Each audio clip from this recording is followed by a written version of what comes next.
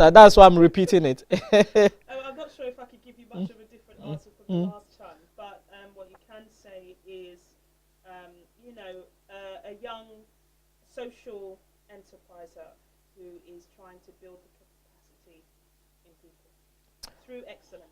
True excellence. As I told you earlier on, this program always starts with the motivational quote of the day. And our motivational quote of the day is by Bill Drayton. He is a social entrepreneur. What did he say? He says, social entrepreneurs are not content just to give a fish or teach how to fish. They will not rest until they have revolutionized the fishing industry. That is very powerful. Yes, yeah, because I mean, that's what it's about. I think it's not about putting us in boxes. Yes. We don't like being put in boxes. Because the world is three-dimensional. Things aren't flat. They're not one-faceted. It's multifaceted. So even though, yes, we're in business, but we're also probably doing some community garden somewhere, or doing some babysitting for someone, or teaching someone's children to cook, or running some kind of movie club with some youth, or something like that. So it's a multifaceted kind of thing. Yeah. I looked at your profile, and I don't want to talk about your age, but what you have achieved so far within this shortest possible of your life. Yes. Wow. You see, I was counting the awards that you've won, and I called you to clarify that. Yes. Is that true? Yeah, I've got quite a few. Because you've got so many awards, and you also went to the prestigious Central St. Martin's College. Yes. That is everybody's dream. What makes you different? I don't know. I'm still trying to find out. I'm still trying to find out. But the journey of finding out so far has been incredible. Going to somewhere like Central St. Martin's for me was an incredible way of, a lot of people that have changed the world. That have done innovative things that literally shape the cultural scene as it was, in the West, in Europe. These are the kind of people that I trained with, and I also had the opportunity to learn alongside. And it just helped me to look at how different I was, in that sense, and what talent I have that can help to stand out. I think that's what it was. That's being distinct, Yeah. You don't want to be everybody. You don't want to be everyone, but you want to be distinct. That is to be who you are. Yeah. That is me, Shemaiah Hart. Now, let's go straight to business. If an ordinary person on the street asks me, who is a social entrepreneur, how can you bring down to the basics for that person to understand? Bringing down to the basics, that's what we're in the business of doing. Number one in the UK for basic arts education across 250 different courses. And social enterprising for us really, it's not before we became called Heart Culture, that's what people wanted to see us being called.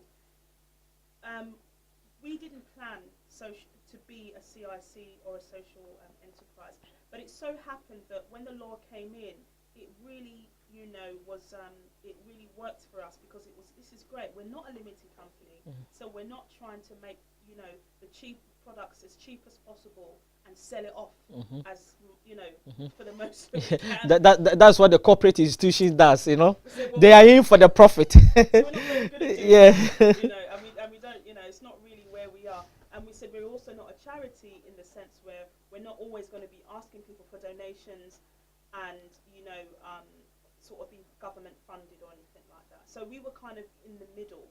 So being in the middle, we then, realized there was this thing called CIC, and that's what people said, oh, that sounds like... What's the full meaning of CIC? So CIC means basically a community interest company. Okay. So when halfway between a limited company and a charity route means that we can still do charitable works. We can say, hey, we want to enrich people's lives, we want to do outreach, we want to do education, and things like that. But then we can also motivate people and support them via their business and say, hey, you've got a sell it at the same time, because I think there's a some charities sort of have a clause that say they can't actually sell, you know, aspects of merchandise and things like that as a charity. So, you know, it kind of gives us that liberty, that flexibility. You know, someone told me social entrepreneurship is synonymous to love. Yes, it is. I mean, love, to be honest, is what drives our whole initiatives and campaigns. If there's no love there, you know, we're not interested at all. But not all enterprises would be like that. However, I think what's special about the CIC is the fact that all the profits or any margin that we make, things like that, goes back into the community. So we have something called an asset lock, where we can't actually give out assets to shareholders or something like that. It's not the shareholders that dictate. Well, what I'm saying is that I'm just talking in social entrepreneurship as a whole, Yes. in general terms, Yes. right?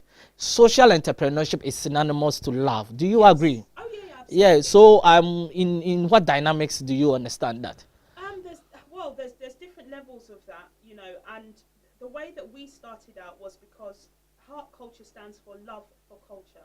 So everything that we do has to, you know, be in alignment with the love for culture. You know, we promote it and all that. So naturally, you know, we are encouraging people to love who they are, where they're coming from, their background and their culture, of course, because we believe that if we can do that, the more people that join Heart Culture or support us, or if, you know, the scale is going like that, it means that's the more people that love themselves. Brilliant. You know, whereas on the other side, if the profits is going up, it means there's more people going to be struggling to put food on the table. So that's one of the differences between, yes, a CIC and, you know, any other kind of, you know, structured business model. Yeah. You know, looking at your background, right? You were really doing well in the corporate world. You were very successful. You, yes. I'm not going to blame myself, but I know. But that's what I'm saying. That reading about your background, you were very successful in the corporate world. You were doing extremely well, but you decided that enough is enough. I want to take up this challenge. Why did you make that decision? I think it was to do with the people around me. They said, because for me, you know, if I don't resonate with certain things, or, you know, if I don't see a certain level of truth in it, then I'm not gonna, you know, I'm not really interested. So for me, integrity is important. I have to be passionate about it, and whether I'm paid to do it or not, you know, that then I know I'm in the right place. So it just sort of got to a point where there was, you know, I was headhunted for a lot of jobs and things like that. And most of them I did take up.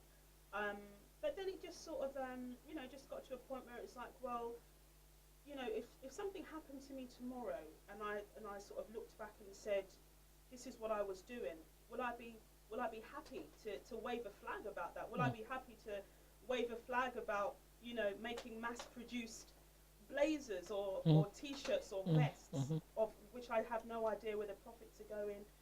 It has, you know, is it in helping to enrich my community? Is it helping to educate my community? No, I just get the paycheck and go home and then do what I want with the rest of it. So these are the kind of decisions that helped to sort of define or to look at where I actually need to be. And making that decision was very difficult, you know, very difficult. I know. And it's just prayer, you know, having a conversation with God. I think that's another, you know, that's for me again is groundwork. Having a good relationship with God, because He's number one, you know, in this situation, and everything else comes next. So where did you reach on your career ladder that you decided to give up? Well, I haven't given up in that sense, but I haven't let it dominate my life. Okay. See, I haven't let the corporate world dominate my life in the sense of, you know, the work-life balance. I think being, you know, a director of a firm now, yes, work. In fact, I do more hours than if I was in a corporate, you know, situation. However, it's more in line with who I am as a person, rather than me making my person, you know, kind of accommodate or a prefabricated world. Because, you know, most leading corporate companies in that sense. You know, it's a construction. Some cases it's pure myth. Mm-hmm. Yeah, exactly. Mythological. And I'm Exactly. not sure if to be honest, I've got the stomach for that. Yeah. How can one become a social entrepreneur? How can you become a social entrepreneur? My advice would be just to, if you get a few seconds, a few moments, Mm-hmm. just be still, Mm-hmm. you know, observe your environment, you know, just try to look at where you are right now Mm-hmm. at this particular time, at that particular place. Mm-hmm. Try and appreciate the people around you Mm-hmm. and think to yourself, how can I make them even happier? Yes. How can you make a difference? How can I make a difference? Mm-hmm. That is one of the starting points. Have a relationship with God. Have some conversations, okay? After you've done that, you feel like, you know, you've reached a place inside of yourself. Then you start working outwards. Because I think, to be honest, one of the most successful social entrepreneurs and people that are doing extremely well, legends, you could say. I mean, you can talk about people like Fela Kuti, who was into music, you know, and people like Bob Marley. You could talk about Bob you know, Geldof, Bob Marley, Bono. yes, you could talk about people who have been doing various kind of fashion lines and things like that. A lot of it rings true to their own personal identity, like self-identity, and who they are and where they come from, what they believe in, and things like that. So I think there had to be a successful social entrepreneur. Those two things have to link in. At Heart Culture, we believe there are two realms, you know. In our branding and corporate colours is purple and green. Purple being a spiritual realm, our higher selves, the best expression of ourselves, our mental, our psyche and intellect. And then the green being the earth, where we come from, our roots, our backgrounds, the source, you know. I never knew your colors had a meaning. Yes, of course. Wow. You go online and find out about that. Uh-huh. You know, so heart culture, the heart being green and the culture being purple, the two are together, you know, in the person. So we can be our best selves, we can excel, we can overcome, we can get to that next level. Yes. When we bring those two worlds together, and then we make something of it. So it means that you need to be passionate about that thing. It's not that because you want to do it because everybody is doing it, but you have to be passionate about what you are doing. Yes. So if the passion is not there, then it means success cannot knock at your door. Is that what you mean? It means, yeah, I mean, it just literally means you've bolted the door of success closed and you're saying, don't come around here. You have to look inside of yourself. You know, the ones that really transcend those kind of boxed boundaries, you know, they're the ones that have looked inside themselves, they've had a conversation with God, or they've said, okay, what is my purpose in life?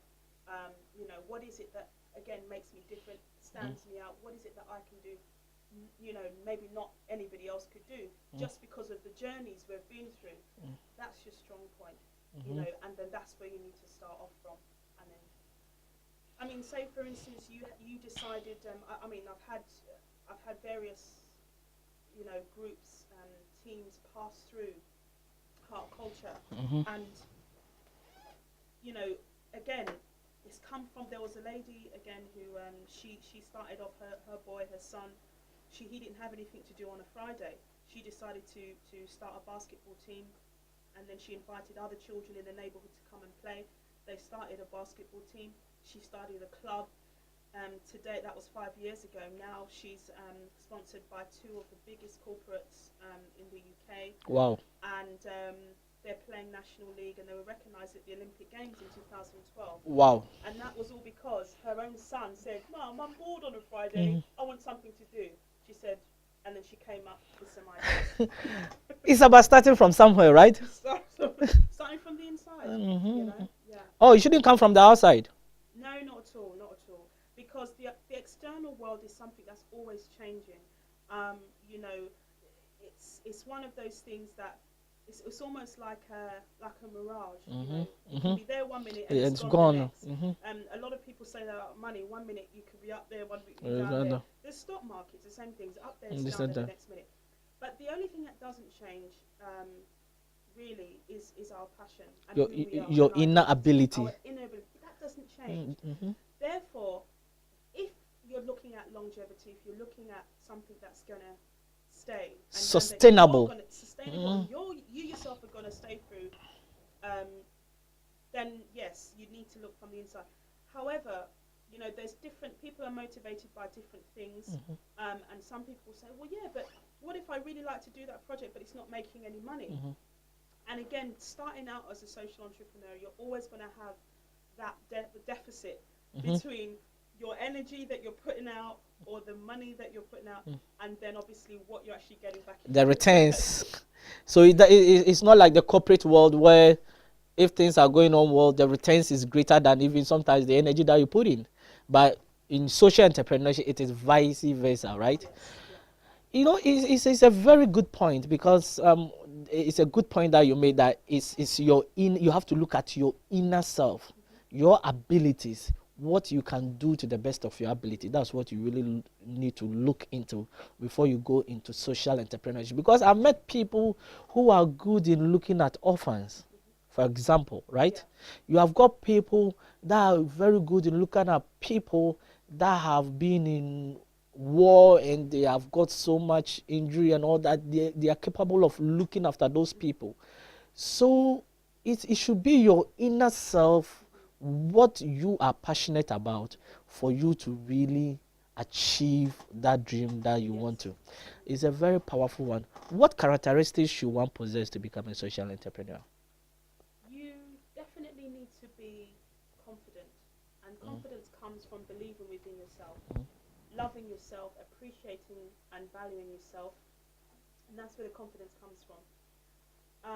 You need to be bold as well, you know, a risk taker, because of course you may put out, you know, £1,000 out there to do a certain project, and you come back with a deficit of -500 or worse, -2,500. So, you know, the risks, you know, you need to be a people person as well, you know, be able to connect with people, communicate with people really well from different walks of life. And yes, the other thing is obviously you need to have that self-motivation, to be like a self-starter, you know, to go out there and achieve. And yes, achieve because you know you want to get certain things done, but also be able to motivate people around you, because I don't think it's good enough to just, you know, achieve for yourself and say, right, I want this goal done, I want to do that objective, but also to lift others around you as well. That's I think that's where really powerful social entrepreneurs are. Not just people that are, you know, sort of going around selling their own product or service or something, but they actually have the power to lift others around them as well. Connecting to people. And yes, connecting. Trying to, you know, but you need to be able to identify problems as well. What do you think? Well, once you've got that in place, those characteristics and that kind of attitude, solutions come easier. You see, if you have the solution before you have the understanding, there's no point. Anyway. Yeah, it doesn't really work that way. Yeah. Because you see, in the world, it's, as I said before, it's construct. Things change. You know, even physical things, they're malleable. You know, however, our intentions and our passion, things we're passionate about, don't change. So once you can connect to that passion, then it's the world that actually changes around you, and not you changing around the world. But sometimes, you know, being in the modern world and things like that, things are so, you know, busy, and there's, I think they even say now that we consume about, you know, 20, the Financial Times, you know, 20 kind of newspapers of that, you know, for the hour or something like that. The kind of media and information that we're just bombarded with. Yeah. So the thing is, if you're not sure about your focus, your purpose in life, that kind of what we call intellectual, or what you can call kind of, you know, attacks from things you don't need. You know, it can actually really confuse you. You know, you can actually come out of it confused, more confused than when you went in. So you have to be clear. Because you talked about confidence. Yeah. And then I was like, wow, you know, the challenges that we have, some people have branded it. Do you think you are the person that can solve this problem? That is the question that people ask. Okay. You know, you go out there and you think it's like going to some African countries, right? Right. Corruption is very high. When you go there and you want to stand on your right, people will tell you, do you think you can solve this problem? And this is where the confidence comes in. It's either they change you or you change them. You see? How can people build that confidence? Because if you are not careful, you will just give up along the way because the challenges are too much. Yeah, because you see, pressure is wonderful because what pressure is God's way of refining people, and you know, if you're blessed enough to get that kind of refinement challenge, what people call hurdles in life. Yeah, hurdles, yeah. If you can get over those hurdles, you come out like a diamond because that's what we are. We're diamonds in the rough. If you look for you know, precious gems and things like that, it doesn't come ready. You know, it's something you have to work at to polish off. Now, I'm sure African countries probably know more about that than than anybody else, and it's in some cases it's quite controversial. But nonetheless, it's natural, okay, and we're human beings. So, you know, it's about humanity. You know, if, for instance, there's an issue with corruption and things like that, it's not really my area. But if there is someone who does want to go in and, you know, maybe change or affect people that are doing these kind of things, then I think they need to, it's not just about changing the person, it's about changing the root of the problem. Because if the root of the problem is corruption, then what is at the root of corruption? If it's money, then what's at the root of money? It's economy. So then what's at the root of the economy? Then Well, what is your position in the economy? Yes. If it's your position in the economy, then who's the one giving you the position in the economy? So this is what it's about. It's about going to the source and addressing it from the source, because then all you're doing it's not about is plugging the changing. branches when the root is still there. So we Yeah. have to use our common sense. That's it. That sounds very powerful. So it means that if you want to be a social entrepreneur, you need to really tackle the root of the problem. Yes, yeah, you do. Because I think if we're looking about just changing what they call the effects, or when you have certain illnesses and things like that, they say you're just treating, you know, those symptoms and things like that. If you are suffering from cancer and you do not want to just be massaged and, you know, being given a you know, some kind of hot towel or something, you want them to take that cancer out. You know, because you want to save your life. So it's the same, that's in the physical sense, but even it goes to, it's the same thing to do in the, as I said, life is three-dimensional. Okay, it's not just one facet and that's it. What we choose to show people, okay, but you have to look at the other aspects of it as well. And so therefore, yes, those leaders may be corrupt. However, there's other things, you know, it's not just one face we see. You know, there's many things to that. So yeah, we have to try to be considerate about that as well. You know why I'm laughing? Because something just came up in my mind. You know, from what you are saying, I was thinking like, you know, the West now gives Africa mosquito net, right? Okay. Yeah, as charitable, as form of charity and all that. But the root of the problem is the gutters that are unkept, because they breed the mosquitoes, right? So it's like you are not solving the problem from the root. You are just, you know, on the surface. It's like you have planted the tree, and if you want to take the tree out, you need to take it from the root. You are taking the branches off. You see? So it really makes sense to me, because if you can educate the people and let them know that, listen, is that your gutters, is that flooded water over here that is breeding the mosquitoes, you need to get rid of it rather than giving them mosquito nets. Then it will go a long way to solve the problem than giving them just mosquito nets, because the mosquito nets, they can just be damaged within the shortest period of time. And what happens? The mosquitoes, the malaria still comes back. So I think you are making a great point in there that in social entrepreneurship, if you want to go into it, you need to sit down and go to the root of the problem. And that is where you can get results. Yeah, absolutely. Very interesting. I think I'm really getting good points from you today. Yeah. Another point I wanted to just, it's just something I wanted to mention is that's why I said earlier on, it's just about having that silence, appreciating what is around you, your environment. Okay, what is it that I can do to make these people's lives that much better, or even your own family? Not just going out and working harder, because you see, it's not just about the physical, what we see.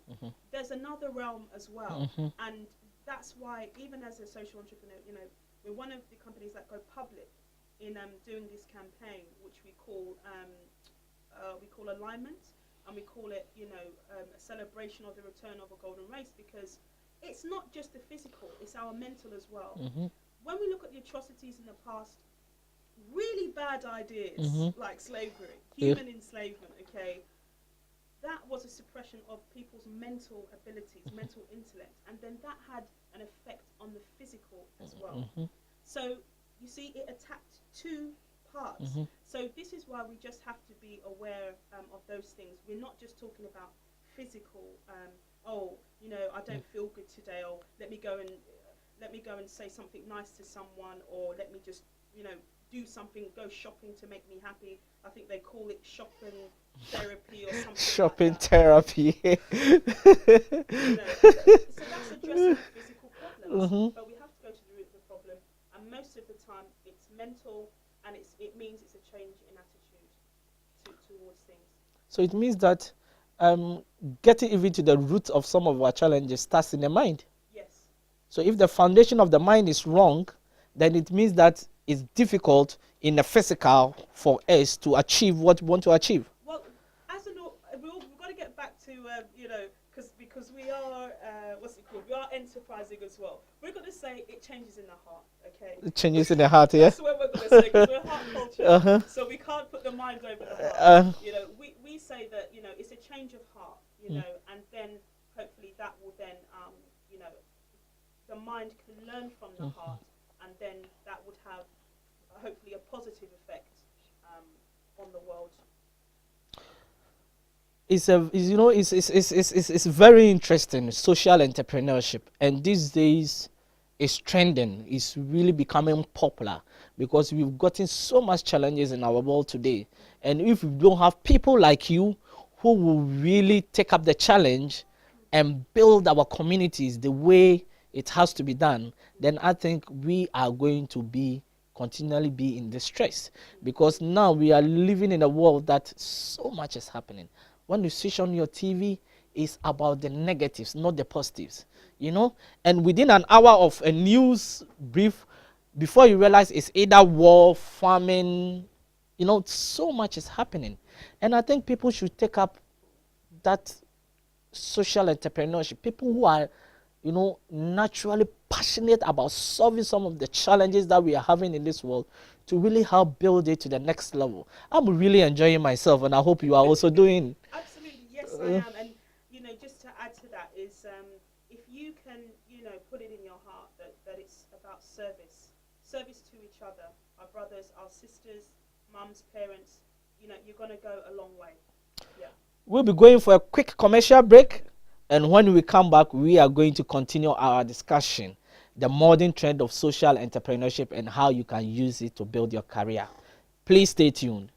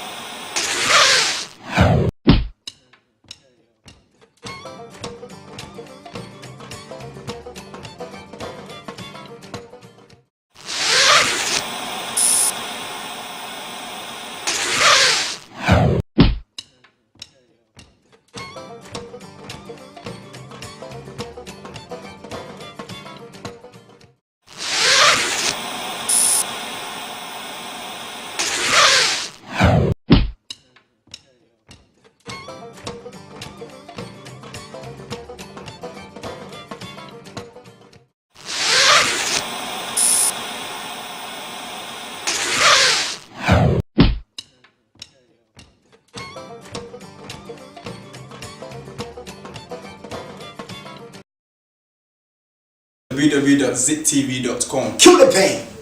Keep it locked.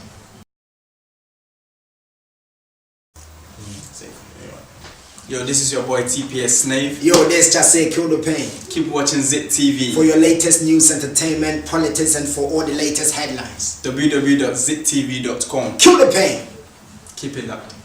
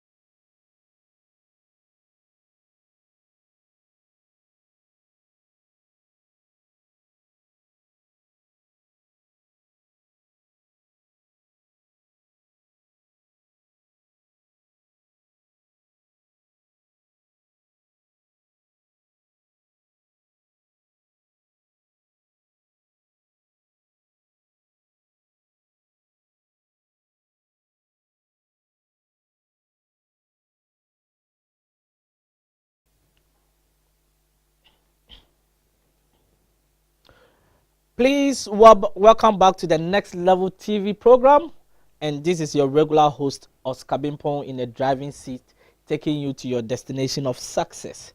I think we've discussed so much today within the short space of time, and if you are just really tuning in or you've just got to our screens, please tell a friend and a friend to really listen, because don't get this information just for yourself. Let people get this information as well, because we are living in an information world. The world that we live in, you are who you are today because of the information you had yesterday. You'll be who you are tomorrow because of the information you have today. These days, it's not about hard work, it's about information. One information can turn your life around. And that is what we are here in terms of the next level, to impact you, to give you the tools, the direction for you to achieve your dreams in life. Today we are discussing a very pertinent topic. And what are we discussing? The modern trend of social entrepreneurship and how you can use it to achieve your dreams in life. With me in the studio to discuss this pertinent topic is Miss Shemaya Hart. Please welcome back to Zip TV, and you are on the Next Level TV program. I hope you really have been enjoying yourself. I'm having a wonderful time. Great. You know, we've talked a lot today, and it all boils down that people should find what they are passionate about and influence their communities. And that is really what we can do to change the world that we are in. Because if you are doing something small in your community, I'm doing something small in my community, Yes. everyone is trying to do something, we're going to have a better place. Yes, absolutely. Yeah? It's in fact, I like that. It's small, but Yeah. it's relevant. Yes. And lots of small things. Yeah. The only possibility of success. Is- That's the only thing. It's like the ocean, you know? Yeah. The drops of water. You are just a drop of water. I am just a drop of water. But we make up the ocean mighty and powerful. So we all need to contribute in our own small way to make things happen. And it's always really possible. Now, I really want to talk about the niche market in terms of social entrepreneurship. Do people need to identify the niche market that they have to be in, or they have to be open to every problem that is around?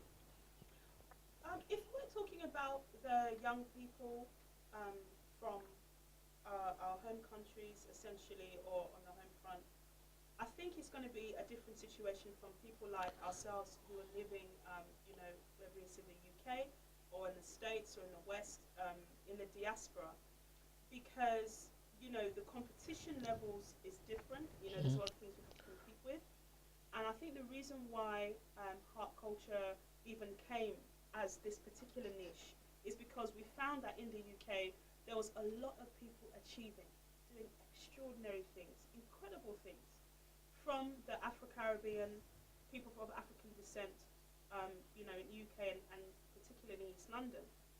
But what we also found is they wasn't being celebrated. So their efforts were practically almost going unnoticed. Or noticed.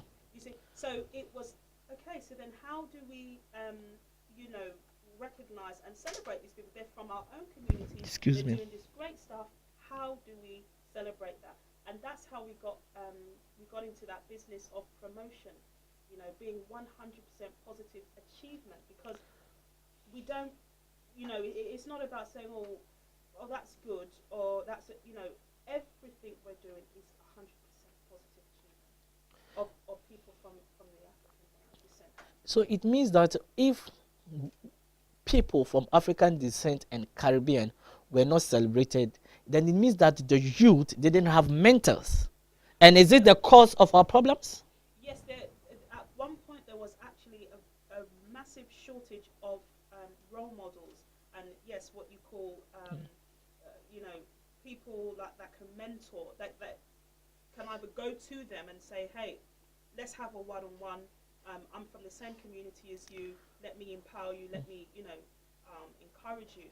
And there was a shortage of that.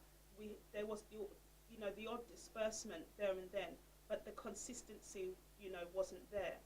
So there was a lot of campaigns that people were driving, you know, just to get that message home and to say we actually need a platform for more consistent and regular black role models in the UK.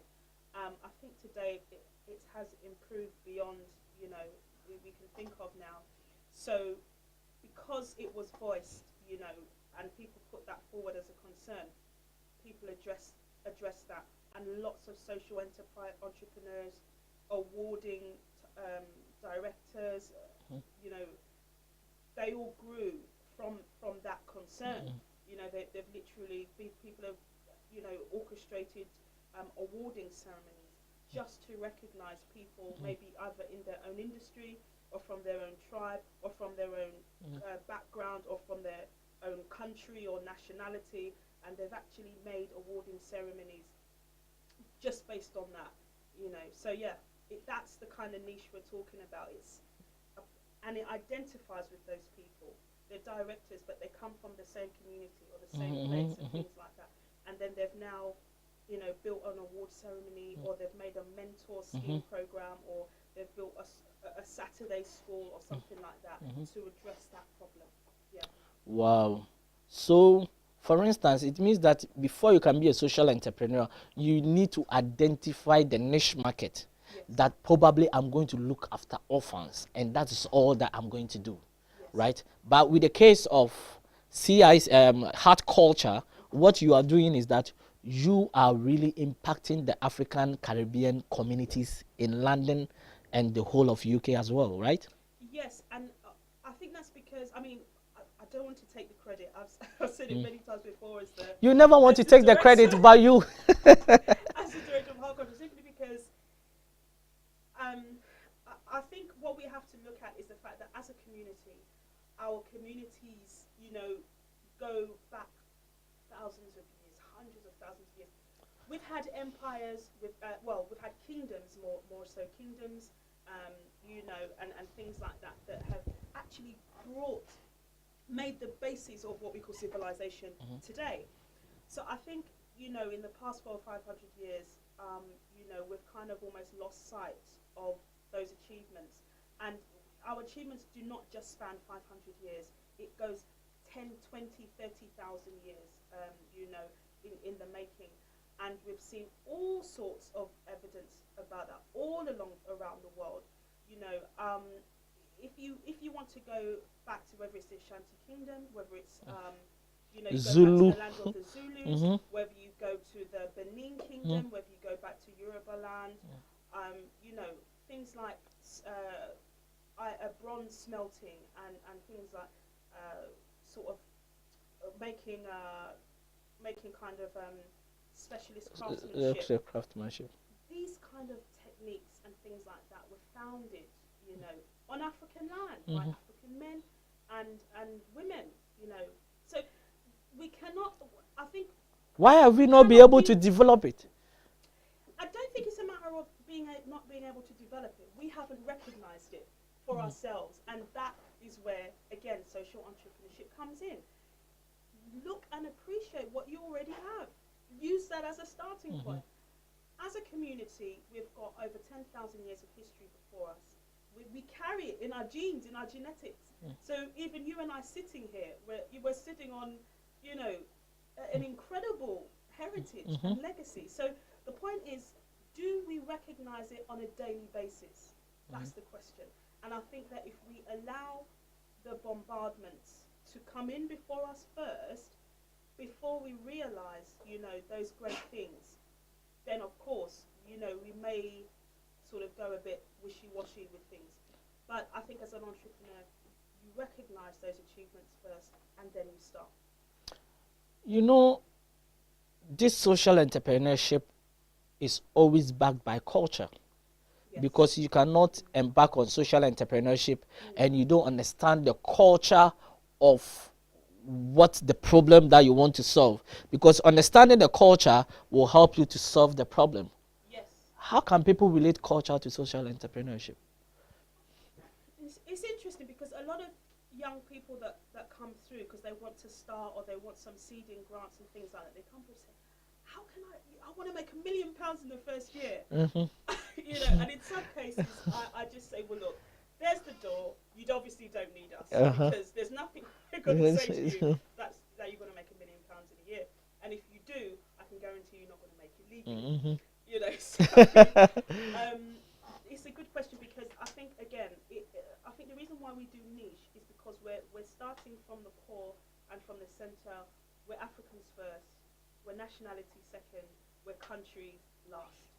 That's the way we look at it. That's our outlook.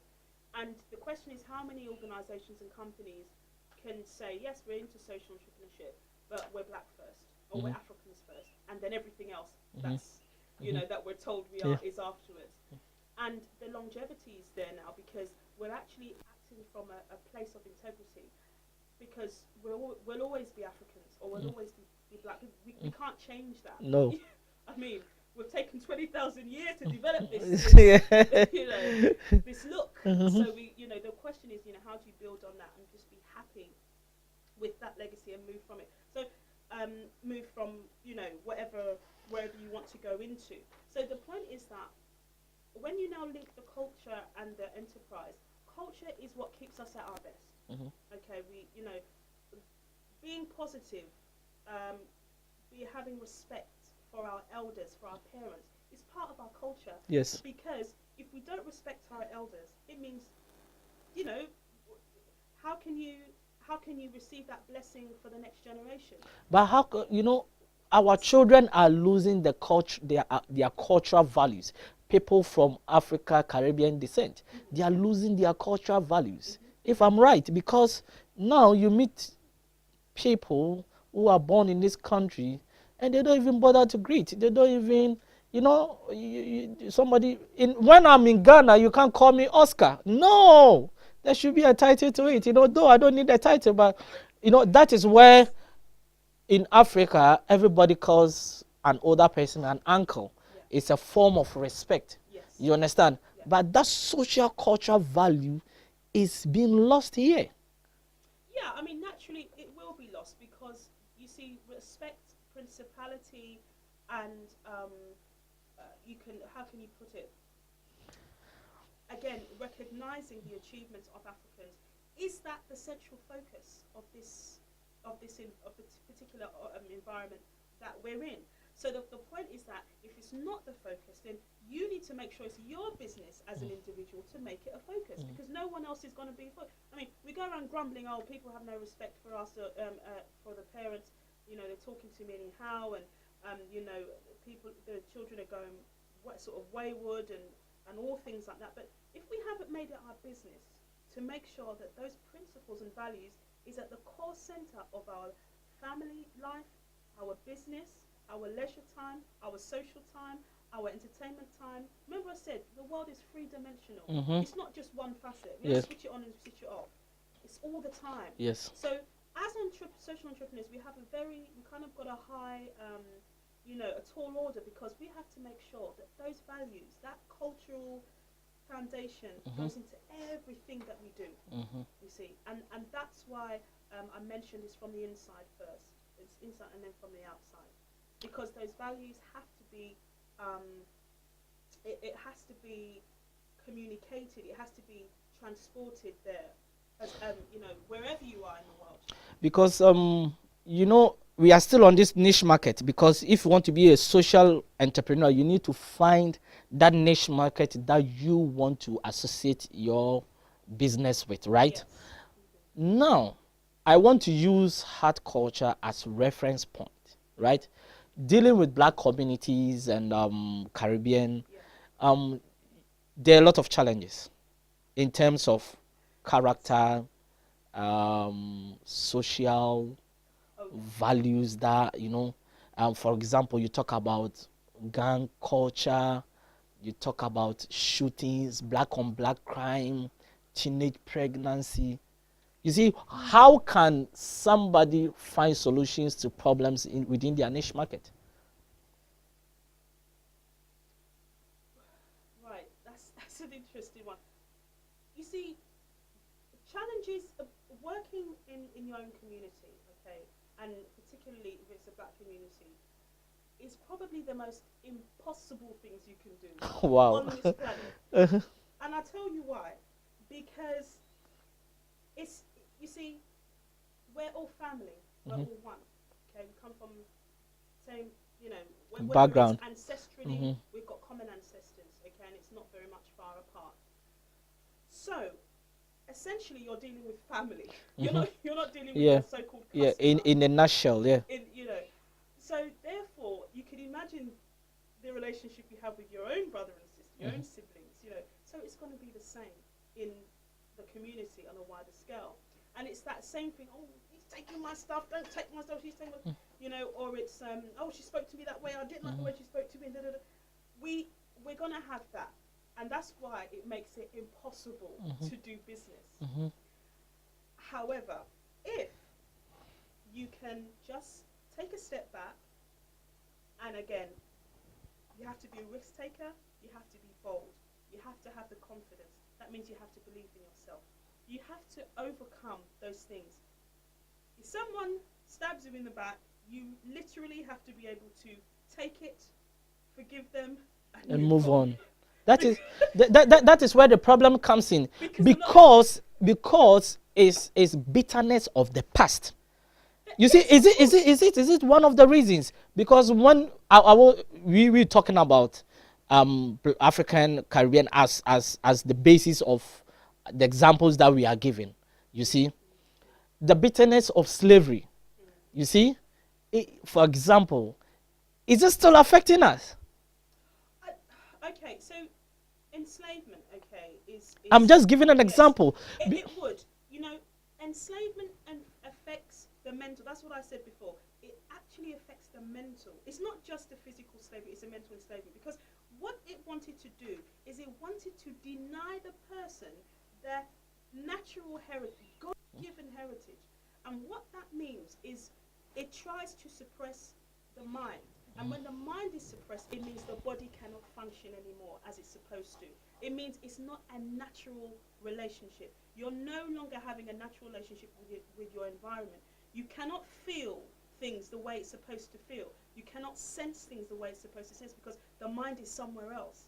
So what you're actually doing is you're actually talking to a person. You think you're talking to a person, but you're not. You're actually talking to almost like a program. Because you will say something to them and they will just come up with all this other stuff. Where did that come from? But it's because the mind is no longer aligned to the body. The two live on different planes altogether.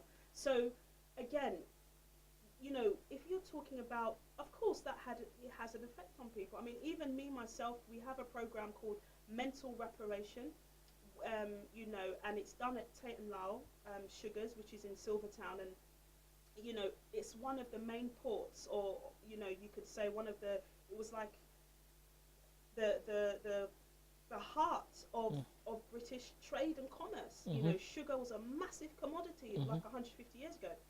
And, you know, we're the first organisation, the first entrepreneurship program to actually address the mental problems that enslaving people had on the community. Wow. And I have, you know, young people, I have adults that come and they do the course. It's a 6-week course. And we just help them to remember you're not a commodity, for Pete's sake. You're a human being. You feel things, you sense things and all that.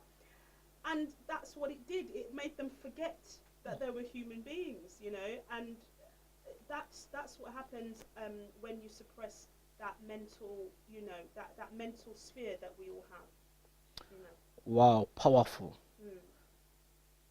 Will you advise people to go into social entrepreneurship? 150%. Wow. Yes. Yeah. But if you're not strong, if you're not passionate about what you do, you may be successful for a time, or you may have, you know, that start out, but you know, you're not really going to see the returns you should be seeing if it's not connected to a truth. You know, it has to be, there's got to be truth in it, it's got to be integrity. You have to be making someone's life better.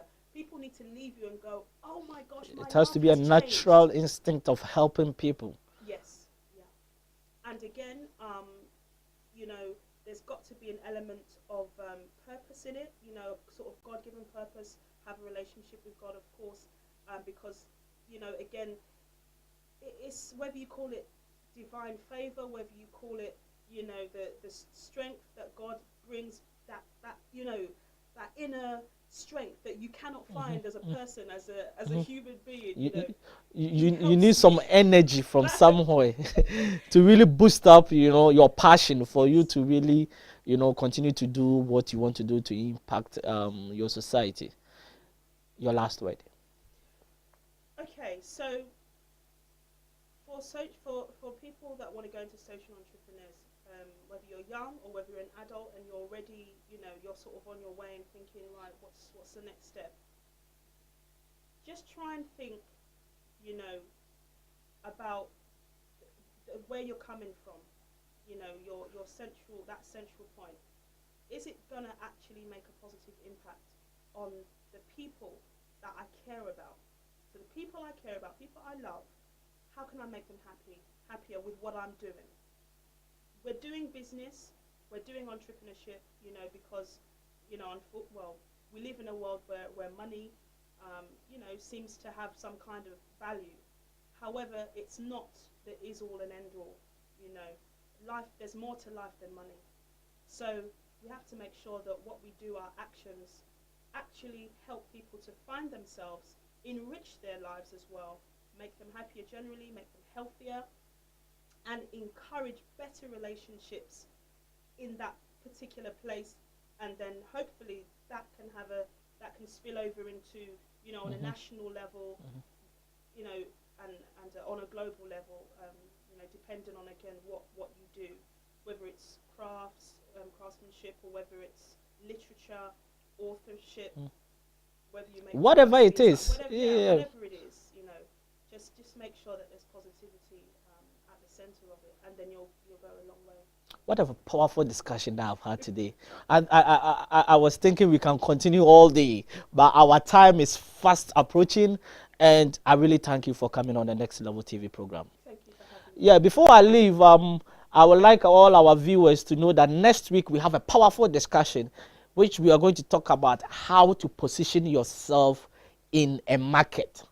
Whatever is business, whatever dream that you have, you need to position yourself. You don't have to be everywhere, but you need to position yourself. And I'm going to have Peter Garlick on the show, who is going to discuss this pertinent topic. So tell a friend to tune in next Sunday.